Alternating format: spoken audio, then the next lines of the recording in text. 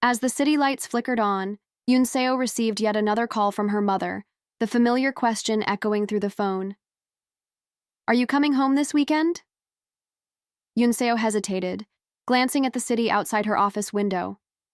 "I'm not sure. Work has been busy," she replied, hoping to avoid her mother's nagging. But her mother didn't give up, quickly turning the conversation toward marriage. "You're an adult now. When will you finally settle down? Think about your family." "Mom, I'm not interested in an arranged marriage." But her mother pushed harder, listing complaints and pressuring her to go on a matchmaking date. Yunseo cut the call short, sighing in relief as she put her phone down. The word arranged marriage stuck with her, fueling her resolve. She remembered her mother's prediction. "You'll be back home crying within a year." But years had passed since she started at ZBS, living alone and working hard, determined to prove her mother wrong. At least at work, no one pressured her about marriage. Her office was the one place she could escape. Yang Soo-chan, the ever-cheerful chief producer, popped up behind her, asking what she was doing. Yunseo replied that she was researching interview candidates, but Soo-chan teased her for still doing junior-level tasks after all this time. She wanted to shout that it was only because he kept assigning her grunt work, but outwardly she forced a laugh. Suddenly, Soo-chan offered her a chance. "PD. Oh, should be running her own show by now. Do you think you can do it?" Yunseo's eyes widened in surprise. Was he really offering her a shot? She didn't hesitate. "Yes, I can do it," her voice brimming with determination. He handed her a file. "You'll be in charge of the next episode of Human Inside by yourself." It was a show that interviewed famous figures and was the highlight of the station's weekly magazine. For Yunseo, this was the opportunity she'd been waiting for. Her heart pounded as Soo-chan warned her, "Here's your interviewee. If you mess up, you're back to being an assistant producer." Gritting her teeth, Yunseo promised to do her best. She glanced nervously at the file. "Is this just a candidate?" But Soo-chan shook his head. "No, it's already confirmed. Start reaching out. And remember, the final responsibility is on you. If they refuse, you're not ready yet." With that, he left, and Yunseo stared. At the file, overwhelmed, she flipped it open. Her first solo assignment was a big one: Choi Kwan-hoo, the owner of Rayon Phoenix. The chapter shifted to the sleek glass tower of Rayon, a young IT company famous for the hit game Exit, and ranked among the best places to work for developers thanks to its unique benefits. But Rayon was making bigger waves by buying the struggling Phoenix baseball team, sending shockwaves through the business world. The assignment felt even heavier as Yunseo realized how much was riding on this one interview. At Rayon's headquarters, Choi Kwan-hoo's assistant delivered the request from ZBS. "We've received an interview request." Kwan-hoo barely looked up. "I already said I don't do interviews." He was the kind of CEO who valued privacy and rarely appeared in the media.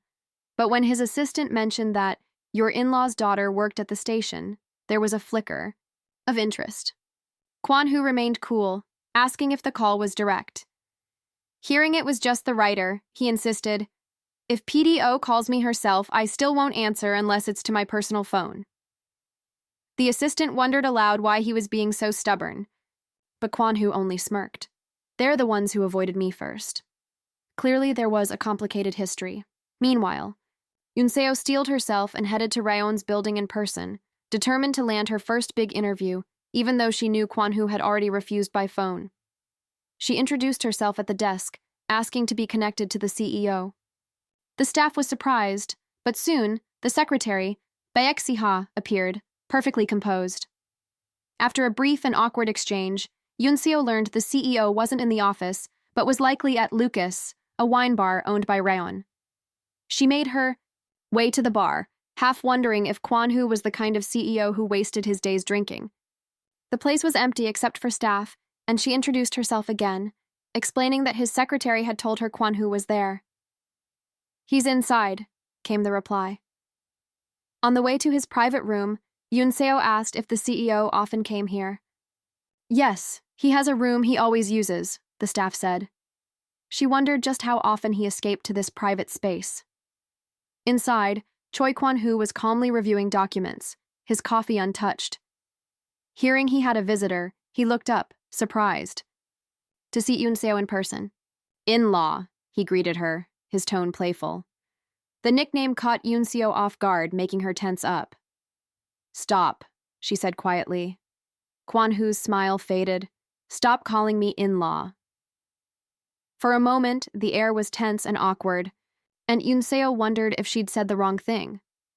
But Kwan-hoo only leaned back and teased her further, suggesting that if he called her by name, she might get attached. Yoon-seo, flustered, quickly denied it, but before she could finish, he addressed her directly, "Unseo." Yoon-seo let out a nervous laugh, clutching her bag. "Don't worry, that will never happen." But Kwan-hoo's calm voice cut through. "Yoon-seo." Her name sounded so natural from his lips that she froze, tension thick in the air. Kwan-hoo quickly regained his cool, leaning back. "Let's just stay in-laws." Yoon-seo forced a smile. "It's not like we're getting divorced." But she knew things weren't so simple. Leaving the room, Yoon-seo's thoughts raced. She'd promised herself not to care, but her sister's divorce was changing everything. Memories of the wedding of the century, the union of Taekang, and Haishin flashed through her mind. Now, rumors of divorce threatened to make their split just as legendary. Back at the Haishin estate, tension reigned. The family patriarch slammed his fist in anger. "Those Taekang bastards!" Soo-jung's mother, trembling, pleaded with her daughter to reconsider divorce, but Soo-jung, calm and resolute, stood her ground. "I'm taking this to court." At dinner, Unseo sat stiffly, the meal more like an interrogation. Soo-jung spoke up, her voice gentle. "Don't go through an arranged marriage like I did. Marry for love." Their mother bristled, but Soo-jung insisted. Anything was better than both daughters ending up divorced from arranged marriages. Unseo was shocked by her sister's newfound strength. Divorce wasn't just a private matter anymore. It was shaking their entire world. While the family unraveled, Unseo's own crisis grew. Her father cut ties with Taekang, her mother hid from society, and Soo-jung became reclusive, tainted by scandal. Meanwhile, Unseo dreaded facing her in-law, Choi Kwan-hoo. No matter how far he'd distanced himself from his family to start Raon, he was still Taekang's second son. Contacting him felt like betrayal, but she needed that interview to save her job, and possibly her future. Desperate, Unseo confronted Kwan-hoo, asking if the divorce affected him at all. "Not at all," he replied, cold and detached.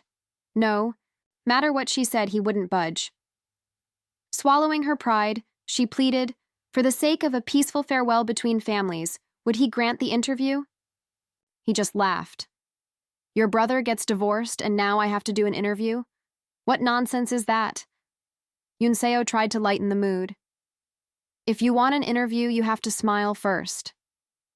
She promised to make him look like a hero in the broadcast, but he shot her a sharp look. "You've really learned to talk like a media person." Flustered, she asked, "What should I do then?" He leaned in, playful but slightly menacing. "So, you'll do anything?" No matter how she answered, he twisted her words, clearly enjoying her discomfort. Finally, Kwan-hoo smiled slyly. "I'll think about it. I'll contact you again. That's enough for today." Defeated, Unseo left, his teasing words echoing after her. For 3 days she waited, frustration mounting at his silence. Slumped over her desk, she muttered, "No contact." She regretted trusting someone so unpredictable. Determined, she messaged him directly. Across town, Kwan-hoo read her message and smirked, enjoying the back and forth. He remembered, the last time they'd really spoken was 15 years ago. Despite knowing each other for years, they were practically strangers. Kwan-hoo claimed not to care about the interview. Baseball was all that mattered. He hated publicity unless it was about his team. But Unseo challenged him, "Face me. If I win, you do the interview." She knew her best chance was in a PC cafe, where her keyboard skills would give her the edge. If he refused, she could always tease him online. His reply, "All right, See you in 3 days. Unseo spent the next days secretly practicing. When the day arrived, she entered the PC cafe in a hoodie, ready for battle. Kwan-Hu, in a sharp suit, stood out like a celebrity. He grinned. You're already here? The contrast between them was comical. She asked if he could take off his jacket. He teased her, but complied. Had to impress investors, he joked. Unseo rolled her eyes. You always say things that could be misunderstood. Trying to stay focused, she suggested they eat. First, she hadn't had dinner yet. Kwan-Hu looked at her and smirked. Eating together, isn't that basically a date? Their playful rivalry was just beginning. Unseo stared at Kwan-Hu, baffled by his logic. You're saying everyone eating here is on a date, even those guys over there? She waved a hand at the room, frustration showing. Kwan-Hu just smirked, unbothered. They're just eating. But you and I... Before he could finish, Unseo glared. I'm not eating with you. She spun away, pulling up her computer to pretend he wasn't there. But her stomach rumbled, reminding her she hadn't eaten all day. Still, she couldn't bring herself to give in. He teased her about the cafe's food, casually offering to order her something. They have chicken mayo bowls. Want one? She shook her head, keeping up her stubborn act. No, just eat by yourself. He shrugged and leaned back, clearly amused. All right, let's start the game then. Determined not to lose, Unseo steeled herself. It won't take long with you, she muttered. He only grinned. Don't make excuses when you lose. As the game started, it quickly became clear she was no match for him. He racked up 16 runs in no time, while she could only stare at the scoreboard in disbelief. Shoulders slumped. She felt her confidence evaporate. Kwan-Hu reminded her, baseball isn't over until the bottom of the ninth. I know, she replied quietly, trying to hide her embarrassment. 2. Boys behind them marveled at the gap. Man, your boyfriend is ruthless, one laughed. Unseo forced a tired smile. He's not my boyfriend, she said. But they didn't buy it. She tried again. We're in-laws. Blank stares. What's that supposed to mean? She sighed, wondering why she was even explaining this to strangers. Kwan-Hu jumped in, his voice a little too casual. Technically, that's someone you could marry. Unseo shot him a horrified look. What is wrong with this guy? Walking out? Of the cafe, her mind was spinning. The chance for her interview felt like it had slipped through her fingers, lost in misunderstandings and Kwan-Hu's teasing. He caught up, flashing a sly smile. I paid for the game, by the way. Thanks, she replied awkwardly, still thinking about how she'd explain all this at work. He studied her, then asked, So, you're just going to leave? She hesitated, caught off guard. He pressed further. Wasn't the interview important to you? Annoyed, she snapped. Do you enjoy this, in-law? Is messing with me really that much fun for you? He only shrugged.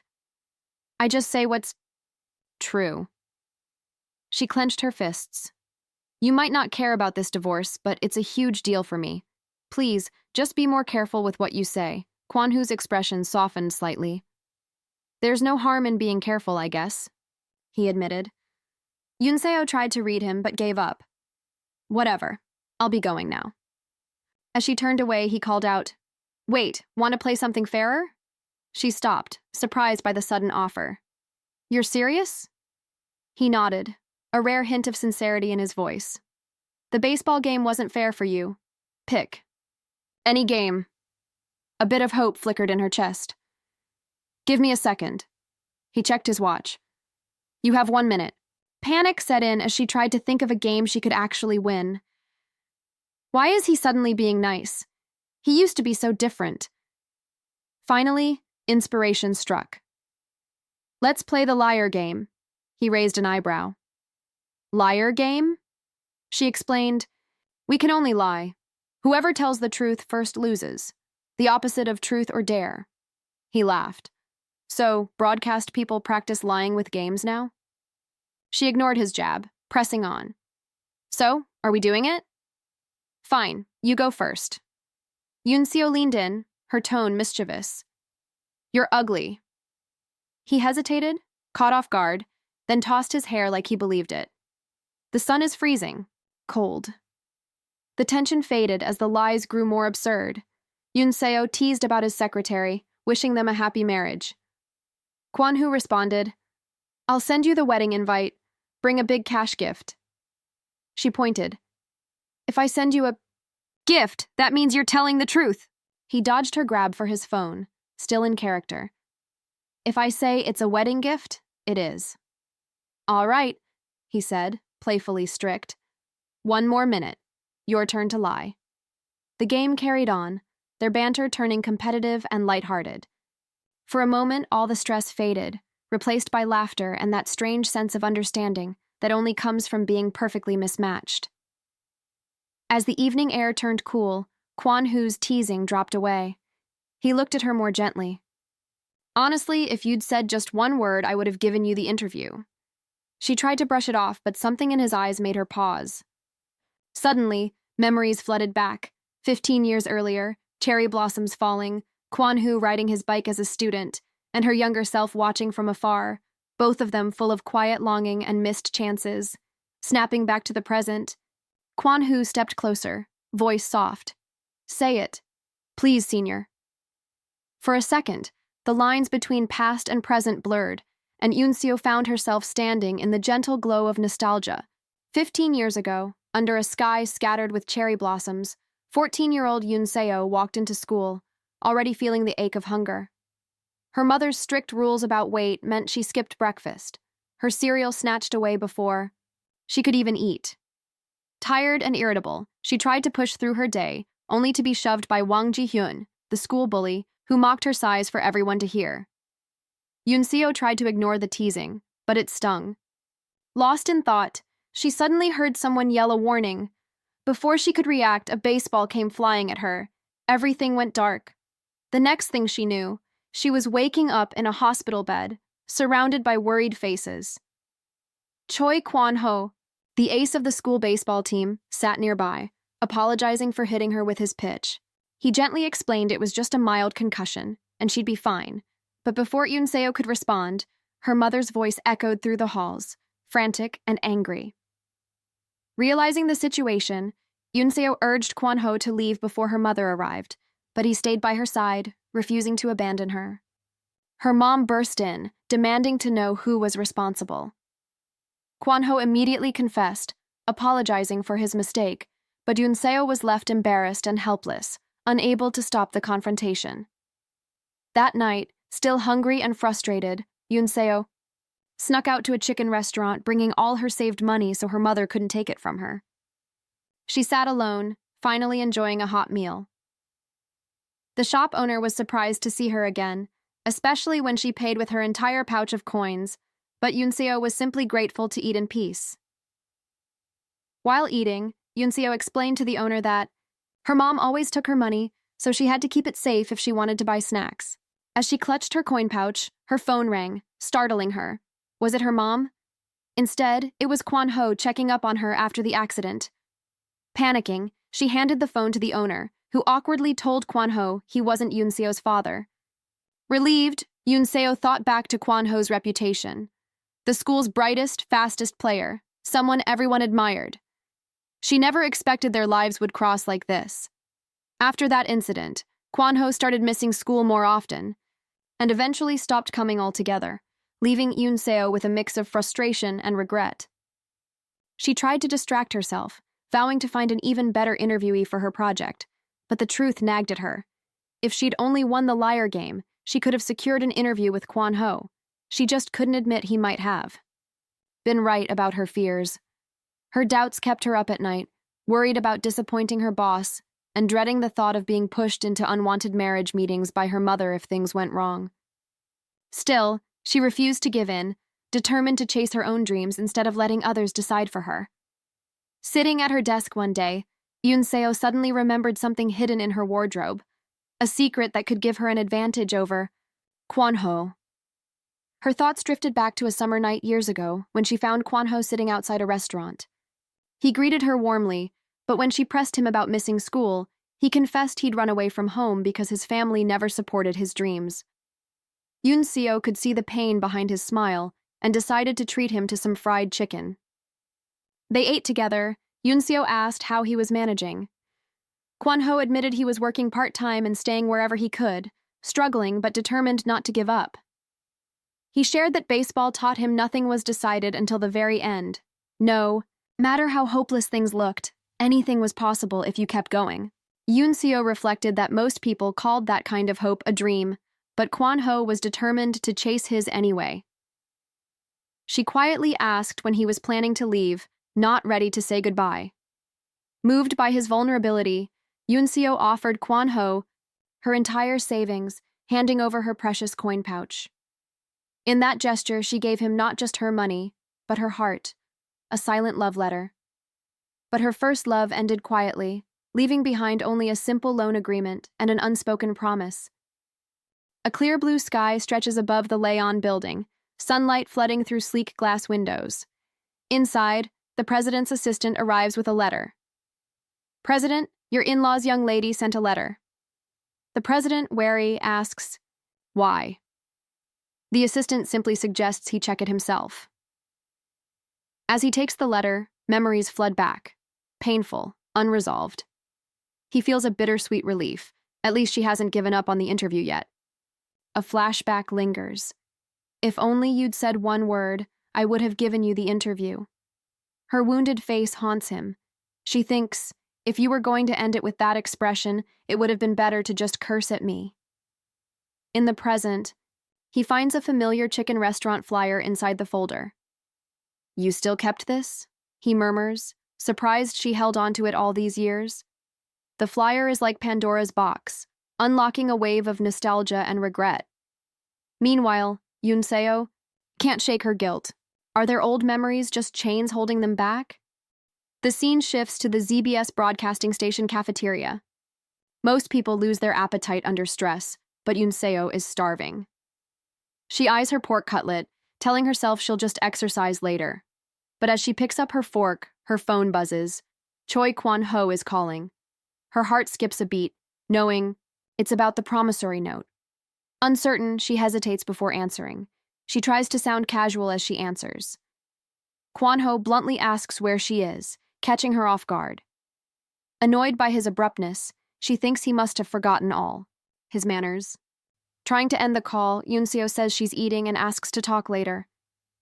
"You must be at a restaurant," he notes, and simply replies, "Okay."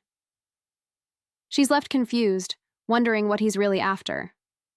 Back at her table, Unseo guesses he's calling about the note. There's no way he'd ignore something that important. Just then, she's startled. Kwon-ho himself walks into the cafeteria. She freezes, panicked. She thinks, "I need to run."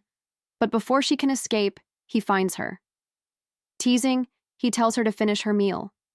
Flustered, Unseo insists she's done. He glances at her plate and jokes she'll turn into dried radish strips at this rate. She fires back, calling him mean as ever, and he grins, saying she curses so politely.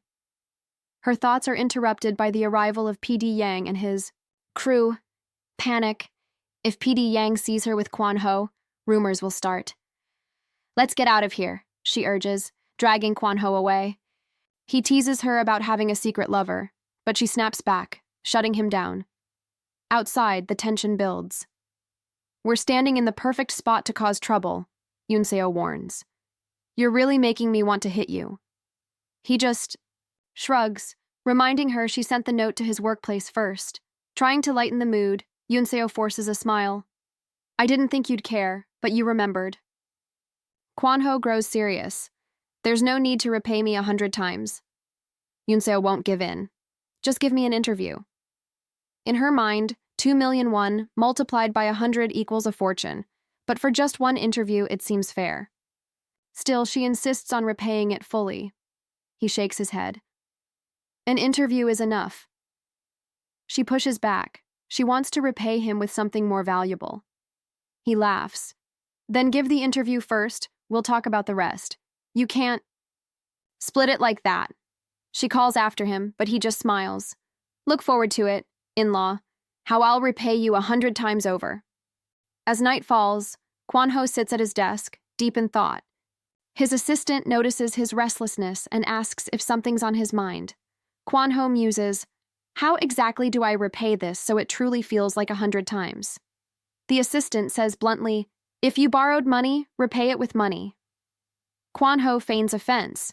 It doesn't suit his delicate nature. Maybe, he suggests, Kwan-ho could repay with something truly precious. Kwan-ho's eyes light up. Changing the subject, Kwan-ho asks for the list he requested. The assistant hands over a folder, names of people with bad blood against Chairman Choi, potential buyers for his shares. Kwan-ho weighs his next move. The narrative shifts to business headlines. Rayon, a small gaming company, has bought a struggling baseball team. The media makes it look glamorous, but behind the scenes, most directors were against it. Rayon was too small, but Choi Kwan-ho swayed the decision by personally promising to cover 30% of the costs. His dedication made all the difference. In the office, his advisor breaks the silence. Why not ask PD Oh Yoon-seo for help? Kwan-ho considers it.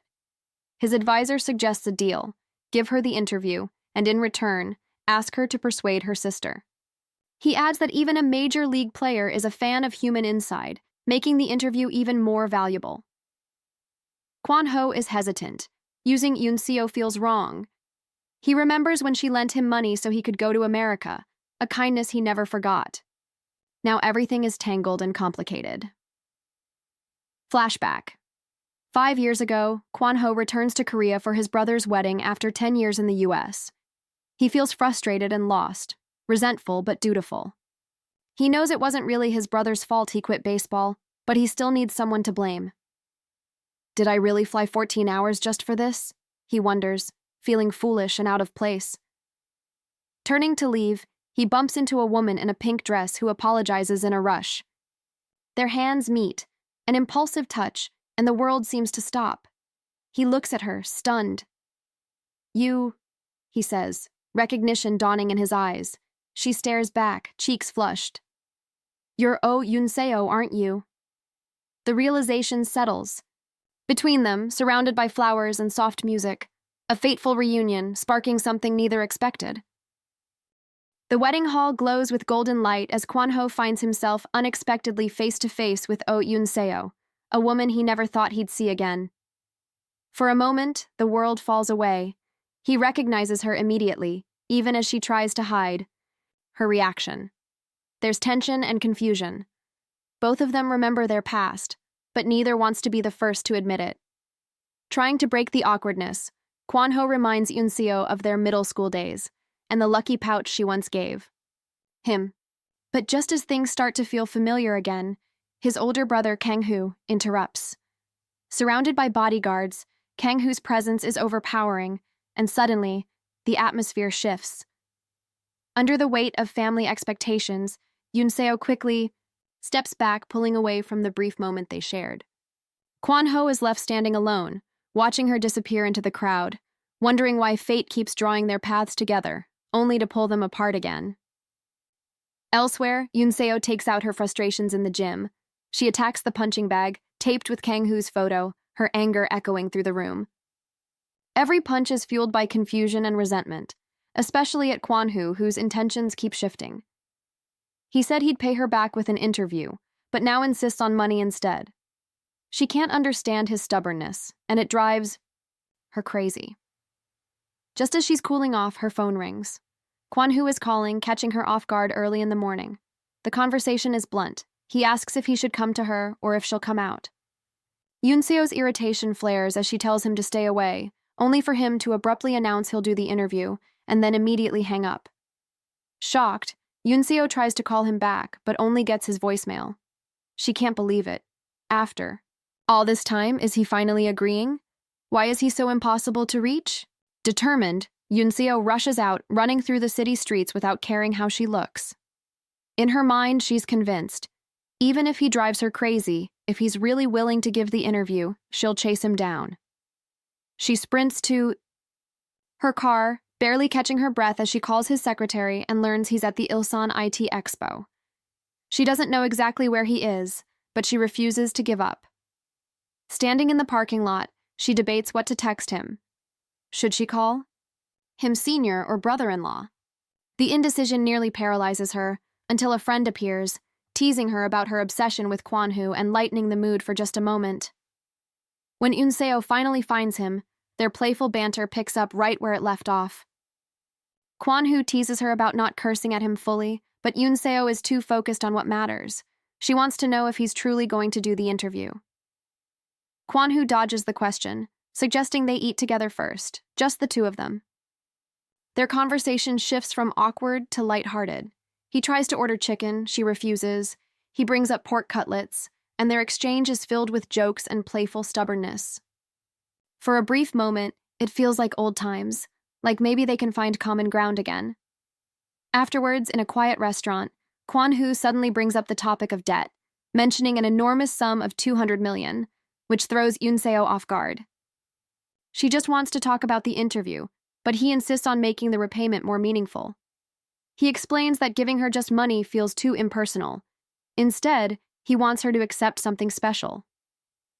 The only condition for the interview, he says, is that she agrees to it. Confused and a bit anxious, Unseo watches as Kwan-hoo produces a small box. Her eyes widen as he opens it to reveal a sparkling ring, announcing that it's worth over 200 million. The moment is surreal. Unseo's thoughts race. What kind of man gives a ring and immediately talks about its price? Kwan-hoo, meanwhile, silently reminds himself not to mention that the ring was passed down from his grandmother.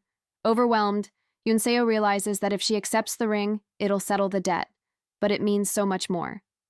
Memories flash back of the times they sat at opposite ends of the table, acting like strangers despite being in-laws. But now, Kwan-hoo looks at her with sincerity, determined to be honest for the first time. He tells her that the ring will be the starting point for something new, a sign that their relationship is about to change. He hopes that, in time, they'll be able to reach each other. Silence hangs between them, charged with anticipation and uncertainty. Unseo hesitates, caught between shock, disbelief, and the faint hope that things could truly change. After a moment, Unseo quietly calls his name, the weight of everything unspoken hanging in the air as she finally prepares to give her answer. Word spreads fast at school. Unseo's classmates are buzzing about what happened. Kwan-hoo Sr. carried you like a princess when you collapsed, they tease, making Unseo blush. The girls giggle, calling him strong and princely. Flustered, Unseo can't help but briefly picture Kwan-hoo as the prince in all their stories. Deep down, she admits that ever since he caught her after the baseball accident, she sometimes imagined moments like that, him confessing to her, just like a fairy tale. But 15 years later, reality feels nothing like a fantasy. Now, across a restaurant table, Kwan-hoo doesn't offer flowers, but a wedding ring. Unseo is stunned. Is he really offering a wedding ring to his in-law while she's caught up in a divorce? She wonders, overwhelmed by the awkwardness of it all. Kwan-hoo simply closes the box and gives her a calm smile. Let me know when you've made up your mind. The moment is heavy with unspoken feelings. Unseo stands up, holding back her frustration. Kwan-hoo, still unreadable, quietly tells her to enjoy her meal before leaving. She grabs her things and walks out, not looking back. Alone, Kwan-hoo stares at the ring box and quietly admits to himself, there's no point in running away anymore. He asks the chef to pack his food, hiding his disappointment. Days pass, and Unseo lies face down on her bed, replaying everything. Damn you, Choi Kwan-hoo, she mutters. If she hadn't seen the ring, she wouldn't be thinking about her first love again. Now, with the interview depending on that ring, she can't shake the decision from her mind. Should she accept it for the interview or refuse and leave everything behind? Maybe she could just borrow it for now, then give it back. Unable to sleep, Unseo finally decides to act. It's petty, but what else can I do? She sighs. She'll need to update Producer Yang on Monday. Gathering her courage, she texts, "Can we meet now?" Her phone buzzes almost immediately. Kwan-hoo replies, "Sure, come to Lucas." She barely has time to hesitate before rushing to get ready. Arriving at the bar, Unseo is greeted by A man who says Kwan-hoo just finished playing golf and must be tired. She's surprised. Kwan-hoo was always a baseball guy, not a golfer. The man wishes her a good time, flustering Yoon-seo, who tries to clarify, it's not like that. Embarrassed, she realizes he was just being polite and apologizes. Suddenly, Kwan-hoo appears and startles her. She asks when he woke up, but he teases that she was loud enough to wake anyone. Flustered, she protests, but he just smirks and tells her to be more positive instead of always denying everything. Seated together, Kwan-hoo asks why she wanted to meet. Yoon-seo, visibly tense, finally says, I'll take the ring. The answer catches him off guard. Really? He asks, surprised. She nods and tells him to keep his promise and do the interview. Kwan-hoo grins and agrees. Suddenly, he stands and moves closer, taking out the ring box. Yoon-seo gets flustered again. Why are you opening the case? She asks. Kwan-hoo smiles. It's a ring. I should put it on your finger. She protests, insisting it's not that kind of ring, but he just shrugs and says, a ring is a ring. Gently, he asks for her hand. Yoon-seo hesitates, thinking, is he really going to keep this up? Finally, she gives in, and he slides the ring onto her finger. His expression grows serious. Even if your sister's marriage ends in divorce, once you take this ring off, whatever we have ends too. Yoon-seo is shocked. She pulls her hand back and looks at the ring, wondering, what makes it so special? If you take it off, that's goodbye forever, Kwan-hoo says quietly. She thinks to herself that their relationship was bound to end after the divorce anyway, but now she's unsure. Could everything really end just by removing a ring? She looks up, voice trembling. You're saying you'll never see me again? She asks. Kwan-hoo nods, answering calmly. Yeah, I'll act like I have amnesia and forget your name. The words sting. Frustrated, Yoon-seo fires back. Fine, me too. But before she can remove the ring, Kwan-hoo gently grabs her wrist, stopping her. I don't want you to take it off just because of your sister's divorce, he says. If Taegang and Haitian become enemies over it, what other reason could there be? Then softer, he tells her, take it off when you don't have feelings for me anymore. Yoon-seo's defenses finally crumble, and she looks at him, vulnerable. Why are you doing this to me? She asks quietly. Kwan-hoo meets her gaze, honest and unwavering. Because I want to keep seeing you. Kwan-hoo looked straight at Yoon-seo, voice low but sincere. I want to keep seeing you. Those simple words hit her like a tidal wave. Her heart skipped a beat. Was this his way of confessing? Not knowing how to respond, she grabbed her things in a fluster. I'm leaving, she stammered, desperate to escape before her emotions could betray her. But as she turned, her steps faltered. In an instant, Kwan-hoo caught her, pulling her into his arms. Careful, he said softly. She froze, cheeks burning, completely surrounded by his warmth. He didn't let go. Instead, with a teasing glint in his eye, he whispered, I'm holding you. What do you think's going to happen if you move? Like that? Yoon-seo's thoughts spiraled as he leaned in, smile playful. Running away mid-conversation? That's a bad habit. Trying to regain composure, she demanded. Then take back what you said. He raised an eyebrow. What do you mean? Flustered, she shot back. Those weird words about wanting to see me. The tension between them lingered. Awkward, heavy, unspoken. But even with her right there, it felt like a wall stood between them. If only he hadn't gone to America. If he'd returned earlier, before the wedding, would things be different now? Could he have broken that wall? All he could say aloud was, sister-in-law. But Yoon-seo didn't back down. Eyes firm, she warned, don't mess with me, just because you agreed to the interview. I won't go easy on you. Kwan-hoo gave a faint smile as she turned away. Still, you're not giving up on the interview. Wait till I contact you. As the door closed, he was left with nothing but his thoughts. She'd spent her life avoiding conflict, always protecting others, even if it meant guarding her heart. But Kwan-hoo?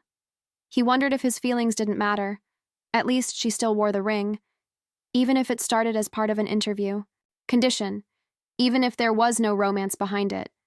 That ring had become their only link. No matter how she felt when she accepted it, he knew. Every time she looked at it, she'd think of him. He held on to hope.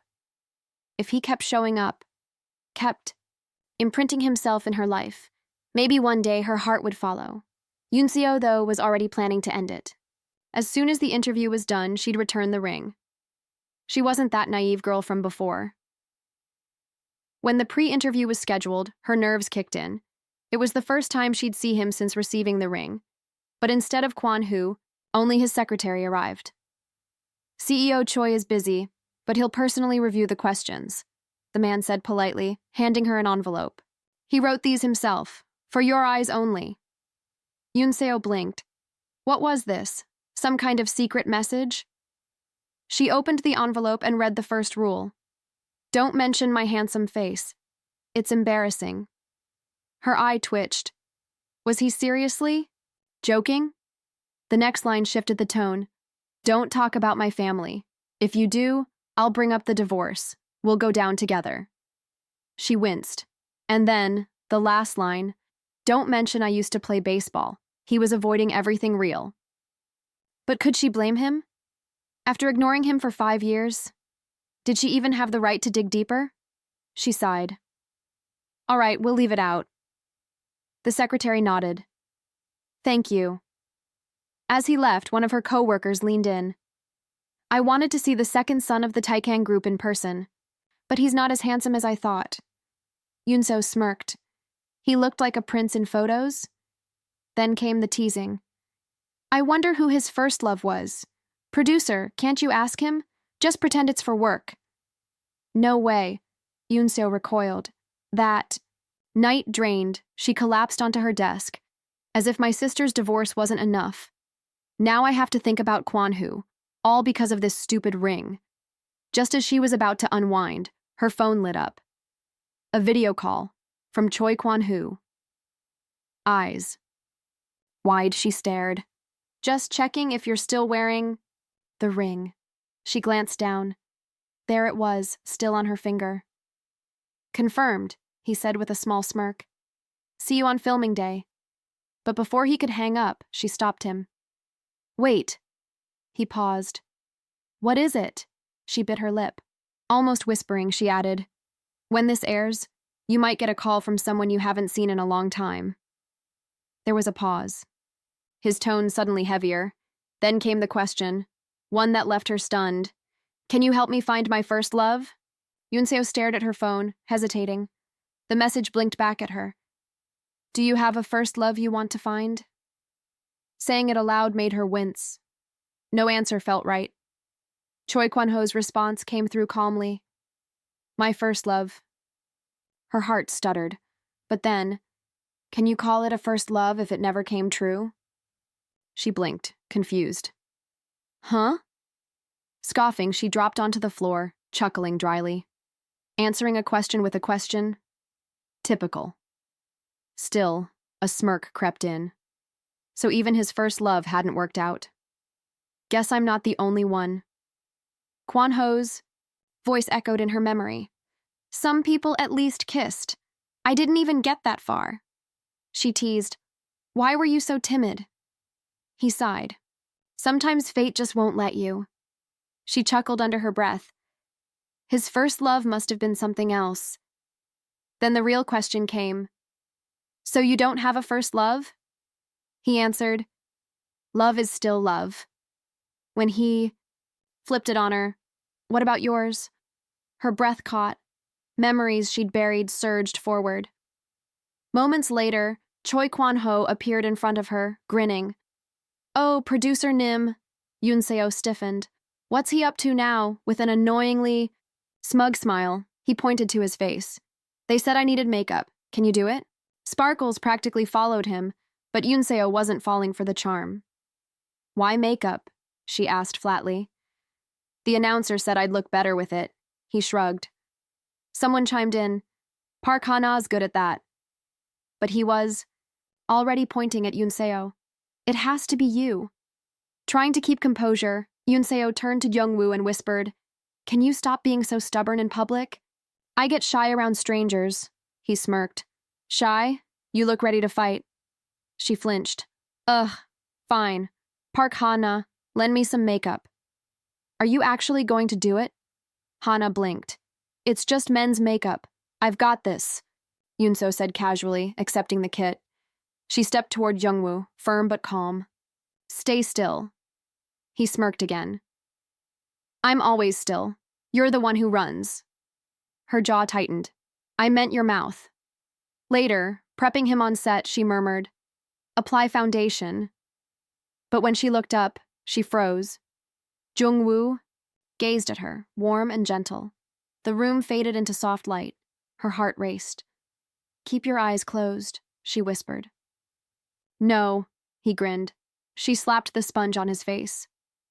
"You're doing this on purpose," he said. "It blends better this way." "Maybe you're just bad at it." "Then why ask me?" He leaned in closer. "Because I'm happy, being close to you." Her heart skipped. Why is he always like this? And why does it affect me so much? "Don't talk like a creep," she huffed, hitting him. "I'm already handsome," he teased. "Just keep it simple." As she moved to the lip balm, her nerves spiked. "I'll apply it now," she warned. He stared. "She's holding that like a weapon." "It's the last step. Hold still." "I have been still." "You're the one shaking," he muttered inside. Then it hit her. After 5 years of silence, he was suddenly back in her life, standing right in front of her, as if nothing had happened. "You ignored me all those years. And when I reached out, you panicked." Flashbacks pierced her. The debt. The return from the US. Back in the present, she held the brush, hand trembling. "Can you close your eyes?" she asked quietly. But he smiled. "I don't think I can." She narrowed her eyes. "Why not?" He looked straight at her, sincere. "Because if I do, I won't be able to see you." Her breath hitched. She stood frozen. And he just smiled.